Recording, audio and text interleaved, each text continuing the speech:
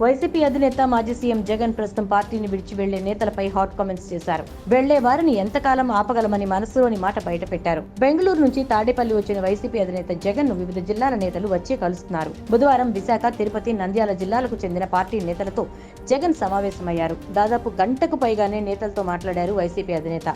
ఇప్పటికే చాలా మంది నేతలు జనసేన, బీజేపీ వైపు చూస్తున్నారు. కీలక నేతలు తమకున్న పరిచయాలతో టీడీపీ వైపు దృష్టి పెట్టారు.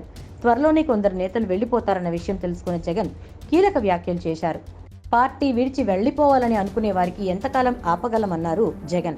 అది వారి ఇష్టమని, విలువలు, విశ్వసనీయత ఉండాలని, వెళ్లేవారు వెళ్తారని, ఆటుపోట్లు తట్టుకుని నిలబడేవారు తనతో ఉంటారని ఖరాఖండిగా చెప్పేశారట. పార్టీ మొదలు పెట్టినప్పుడు తాను, అమ్మ మాత్రమే ఉన్నామని గుర్తు చేశారు. ఇప్పుడు మళ్లీ మొదటి నుంచి మొదలు పెడతామని, ఎలాంటి ఇబ్బంది లేదని వ్యాఖ్యానించినట్టు తెలిసింది. నియోజకవర్గాల పరిస్థితులపై కొందరు నేతలు వివరించగా, ఈ విషయంలో నేతలు ఏమాత్రం తగ్గవద్దని, ధైర్యంగా ముందుకడుగు వేయాలని నేతలకు సూచన చేశారు అధినేత.